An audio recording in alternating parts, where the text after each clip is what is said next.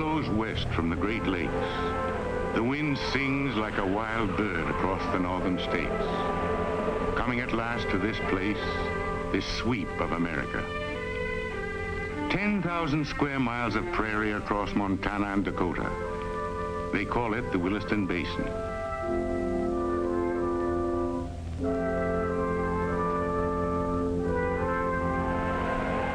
Not so long ago, this was frontier. Listen closely, and you will hear the old ghost echo of covered wagons. The phantom shadows of pioneers fighting for their lives against the wilderness. Lean men hard as hickory. Lonely women wearing their dreams like a bit of bright calico.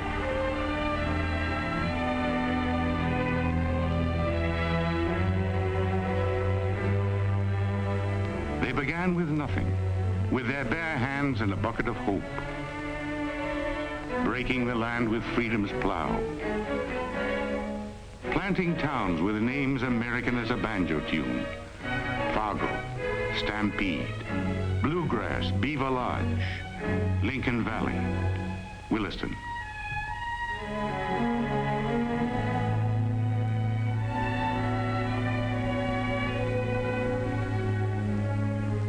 Halverson's my name, Nils Halverson, wheat farmer and school teacher. I was born and raised here, east of Montana along the Canadian line, Williams County, North Dakota.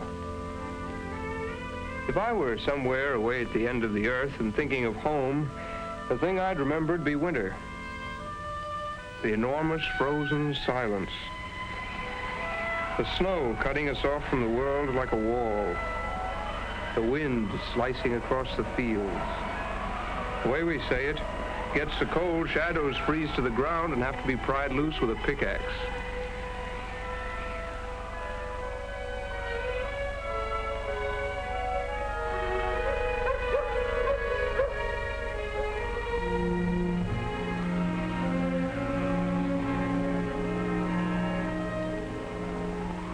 It might seem like a sort of desolate place to some, but we're mostly Norwegian up this way. And we've got an old immigrant prayer that goes, should all things perish, fleeting as a shooting star, O God, let not the ties break that bind me to the north.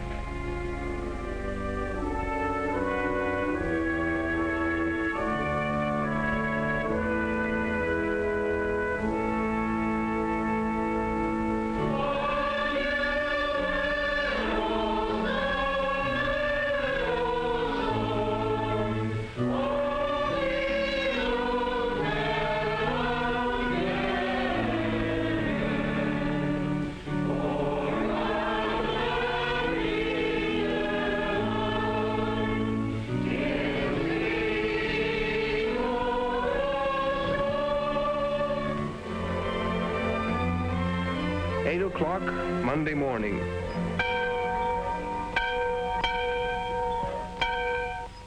I've already put in an hour of chores at the farm by the time I turn up at the school, a one-room country schoolhouse at the edge of a wheat field.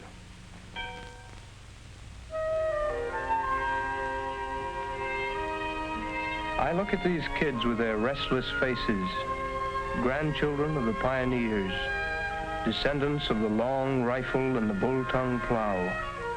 I find myself wondering, that proud, searching spirit that drove men out along new trails, is it still alive in them, in me? I wonder if this familiar stretch of land were suddenly to become frontier again, how would we meet the test? It may not be long before we know. There's a tense feeling in the air, a sense of waiting, as though some great door is about to swing open. I remember how it all began, so quietly. A few solitary men climbing the hills, crossing the fields, a geologist searching for clues in the shape of a valley, the composition of a stone, the fossil of a leaf that was green at the time of the dinosaurs. And then the seismograph crew coming in to map the underground, drill a hole, and drop a dynamite charge. The shock waves going down to hit the buried layers of stone and bounce back to be recorded on sensitive instruments.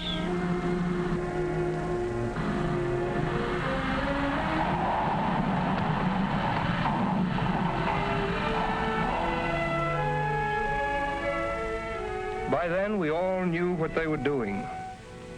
The object of their search was oil.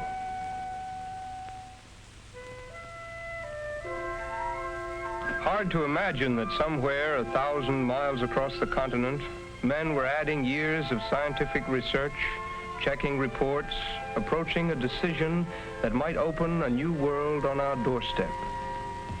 From all of our available data, I'd say that this is it. East of Williston here, south of Tioga, in the southwest of 15595, there's a fair chance of striking oil in a number of reservoir rocks. I remember the day last winter, Saturday morning it was. I was working with my pa. He's a tough, stubborn old gent. Been out here in Dakota raising wheat since the days when there was nothing but log cabins and a railroad depot.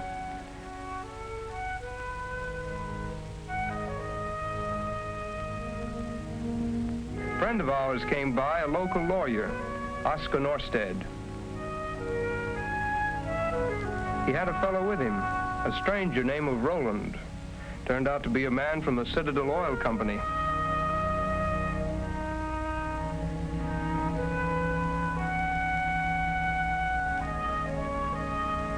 I remember we invited them inside for some of my wife Barbara's good coffee and the usual talk about the weather and the wheat crop.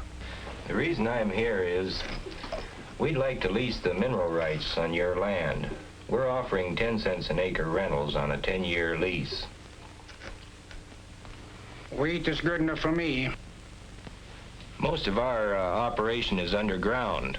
The fields are still yours. You can go right on farming. And if you should hit oil? You get the standard royalty, 1/8 of every barrel. Your company is crazy. There's no oil around here. Every 4 or 5 years, another company comes around, buys up a bunch of leases. There must be half a dozen dry holes out there on the prairie. We're willing to take our chances. How about it? We'll think it over. Do that.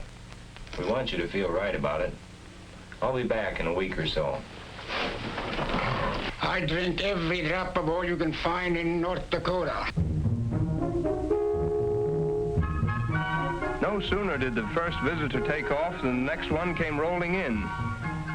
Another landman from Burns Petroleum.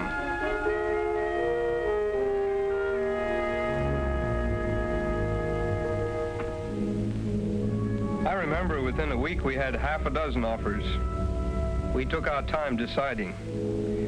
We've worked hard for what we've got. It took the sweat of generations to turn the prairie into wheat land. And then came the 30s. I was only a kid, but I'll never forget the dead look of the land burnt dry by the drought. When the wheat went, everything went. The debts piled up until there was nothing a man could do but slam the door and walk away. Somehow my pa hung on. He had a motto, stick and stay, it's bound to pay. And it did finally. A few seasons of rain and the earth was rich again. The fields golden with grain, the wheat like a running river. So now when the oil companies came, we took our time making up our minds. A man with a couple of full silos and 50 head of cattle can afford to take his time. Finally we signed with Citadel. That was last year, and since then not a word out of them. Maybe they've found out there isn't any oil. Maybe Pa was right.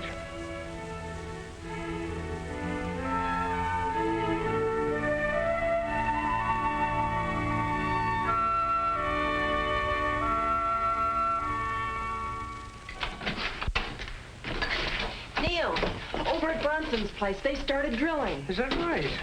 They're crazy. It's a bunch of hoodows. Come on, I want to go see. Well, all right, let's go take a look.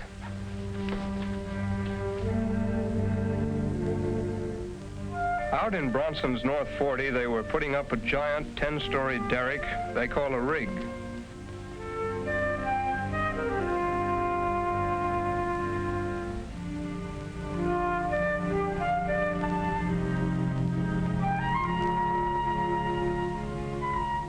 The geologist showed us around, and it was like watching a little town take shape. Welders and roustabouts working in the stinging cold, putting up the drilling platform, digging the mud pit, stacking pipe, stringing power lines, working with numbed feet and icy fingers, getting things ready to sink the drilling bit into the frozen earth.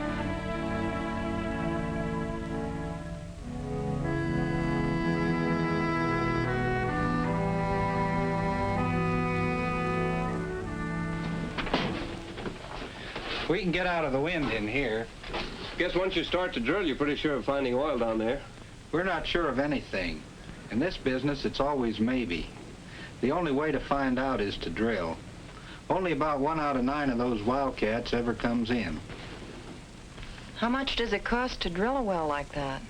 Well, it depends. The first hole, drilling in this weather, as deep as we'll have to go, probably cost about $500,000. That's the oil business. A real gamble. 1 out of 9 with $500,000 riding on the black. Pretty tough odds. Plenty of men willing to take it, especially when there's a chance to make a profit. Indian arrowhead? Yeah. Found it right over there, right where we put the rig. It's for luck. We're gonna need it.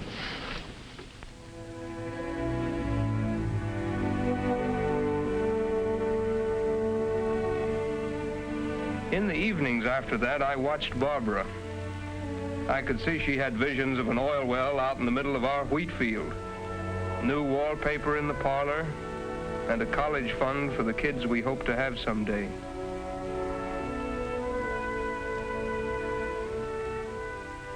And Pa? He keeps saying they're crazy, but he's dreaming too. 10 more head of cattle, a new barn, a new harrow. The old one's about shot. And me? I don't know. I'm not sure. What sort of changes will it bring?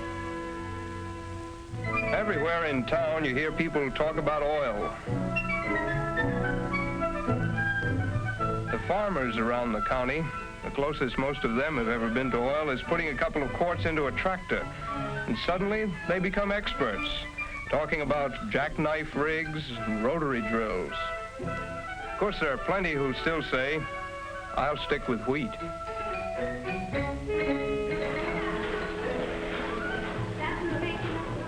I told my pa, if we get oil, let's get a car as long as a house. What did he say? We'll be lucky if we get a wheelbarrow.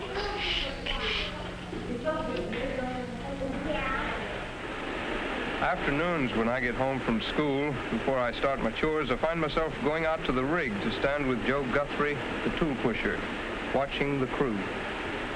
A rugged bunch of boys, tong buckers from Texas, roughnecks from Oklahoma and Arkansas. Watch them changing a bit, pull out the pipe, clamp on the big tongs. The man on the cathead spins her in reverse, uncoupling the 90-foot joint of drill pipe. And then the block hoists it to the derrick man up on his monkey board, 85 feet overhead, waiting to snare the pipe and manhandle it over into the rack. Then the block shooting down again to grab the next joint. Split-second timing. Slam on the brakes, clamp on the tongs, yank out the safety slips, the driller and the tong buckers working together with the swift precision of an all-American backfield. A rugged, proud, independent breed, always ready to pull up stakes and head out to wherever there's oil to be found. California, Montana, Gulf of Mexico, or right in our own backyard.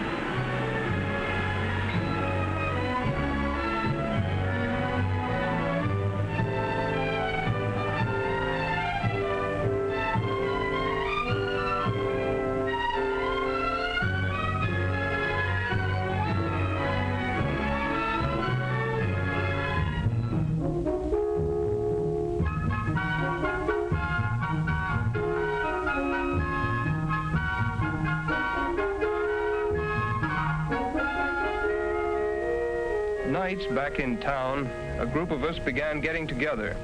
Store owners, doctors, lawyers. All right, maybe it will all come to nothing. Maybe it's just another false alarm. All I'm saying is, it's important that we plan a little, just in case. Plan for what? Housing, office space. We're liable to have 50 companies, a couple thousand newcomers overnight. What about health facilities? We're overcrowded at the hospitals as it is. I can tell you that if they strike oil, it'll be the biggest thing that ever hit this state. It'll be the frontier all over again. New folks rolling in. And their children. Who knows how many? Do we have room for them in our schools? What is this oil? What happens when they find it? A wild scramble, boom, and bust? What happens? I don't know. I'm just asking. I want to know. Well, Mr. Mayor, I move we set up a... We ended up by forming a Citizens Petroleum Committee to work with the oil companies and get the facts, to make a survey of the town and find out exactly what facilities we had.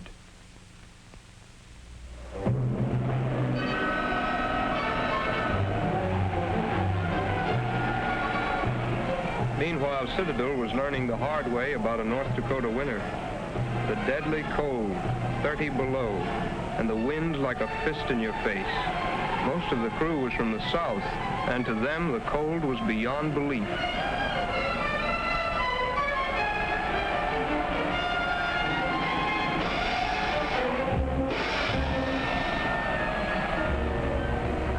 The supply trucks were having trouble getting through, fighting a nerve-wracking battle to keep moving along the highways. It got so when a man left home for the rig, they'd radio on ahead to make sure he wasn't marooned somewhere. A dozen times cars were stranded, and they had to send out searching parties.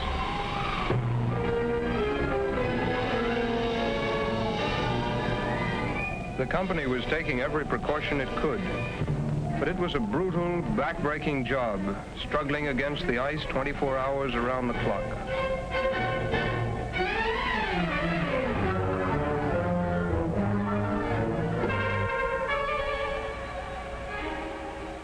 Sometimes the bitter weather got to be more than a man was willing to take.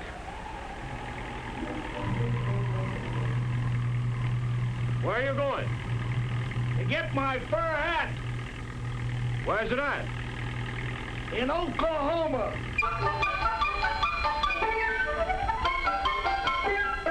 Yet somehow the drilling went on, and the bit kept gnawing away at the iron-hard earth.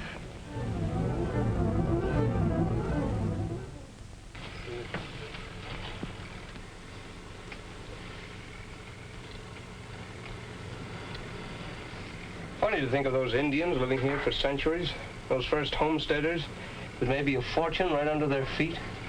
How could they have known? And if they'd known, what could they have done about it? You're right. Takes the tools, the skill, the freedom to explore, invent, discover. You think of the gold rush, all those people racing for the hills, some of them passing right over a treasure 1,000 times more rich, maybe? Maybe. It seems as though everywhere you go, people are passing along reports on the latest depth. I hear she's down to 5,000 feet. They tell me she hit 6,200 this morning. Down to 8,255. And then the day came when they got down past 11,000 and the drilling stopped. The end of the line. The word spread that if there was any oil, this would be the last depth where they could hit it. From miles around, people came to watch. Just a thin pipe sticking out of the ground over an empty pit. And everyone waiting. This is the payoff. Or is it? A few moments and they'll be throwing open the valve.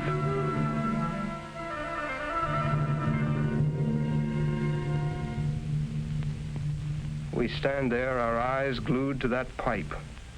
Will it just keep spilling its thin stream of muddy water, or will it gush forth the white foam that means oil? Waiting, waiting. each of us with his hopes, his secret dreams.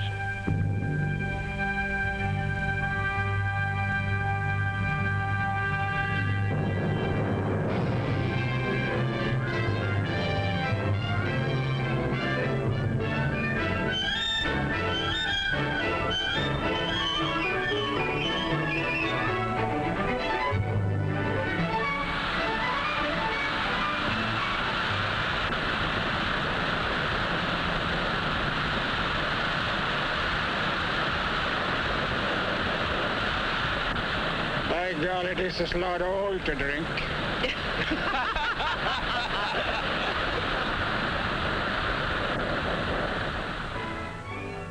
They flashed the word from the field to the production office at Williston, and from there to the central office in Oklahoma.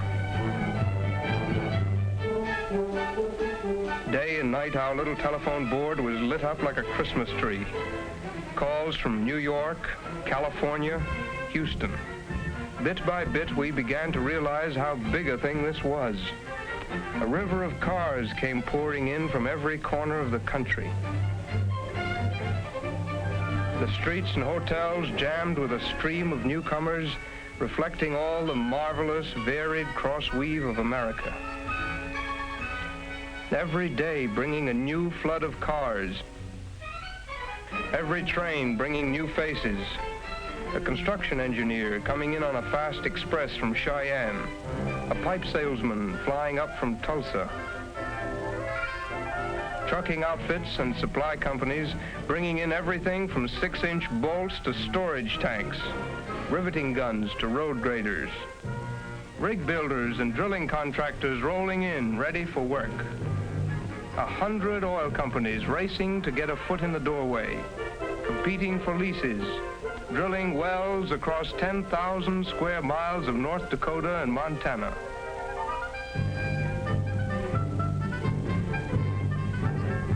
Landmen and lawyers waiting their turn to pore over the county records.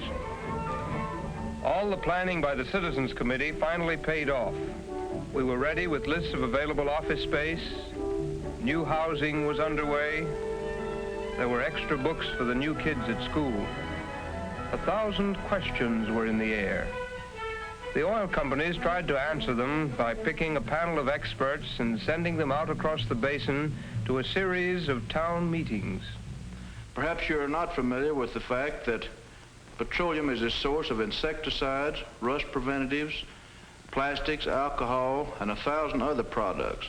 However, it is not possible to give you all of the uses of crude oil at this time. Perhaps some of you have some questions. Do any of you folks have any questions? I was just wondering, how long is all this going to last? I guess what's on your mind is the old story of boom and bust. I can assure you that we will be in the Williston Basin for a great many years looking for oil. The exploration process is only in its infancy. In the old days, the idea was to punch as many holes in the shortest time possible. Get the oil and get it quick. But like everybody else, the oil companies live and learn. Our policy is scientific conservation in the best interest of the people. All over the country, we're learning how to produce our fields in a manner in which we can ensure ourselves of the greatest ultimate recovery. If I still had any questions about boom and bust, through the next month I saw the answer with my own eyes. I became aware of the new techniques, the modern miracles of conservation the companies had devised. I began to realize that this was something that stretched far beyond these familiar fields. Here they were producing power for the nation, to run its cars and to heat its houses, to run its factories and to keep it strong. The ceaseless pounding of work was like a heartbeat, pouring energy out through the veins of America.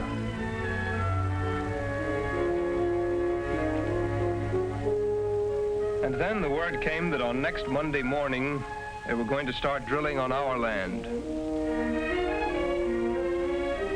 Of course, we hoped our well would come in, but I couldn't help thinking, suppose they hit a dry hole. It had happened before to our neighbors across the fields. And what about the folks back in town who don't own any land? What about them? What would oil mean to their future? Again, I found the answer before my eyes. I found it on the morning Tommy Larson forgot his lunch and his pa stopped by to drop it off. That was the first I knew Fred Larson had taken a job with an oil company.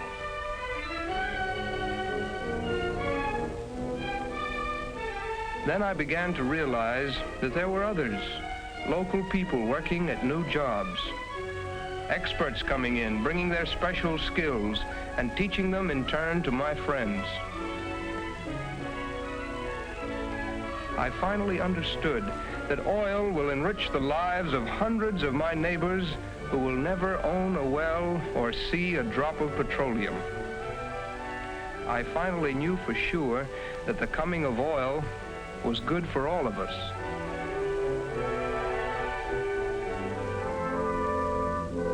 The wind of spring blows west from the Great Lakes.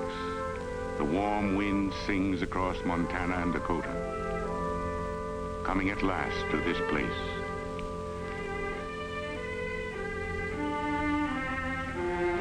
But there is a new song in the air, a song of great promise. Winter will come again, but it will never be the same. For this land is more than wheat now, and life is no longer at the mercy of the seasons. Now, in this place, a new frontier is born. A new breed of pioneers work to bring forth the riches of the land. The pounding tempo rising from this prairie is the heartbeat of a great nation, forever seeking a new American frontier.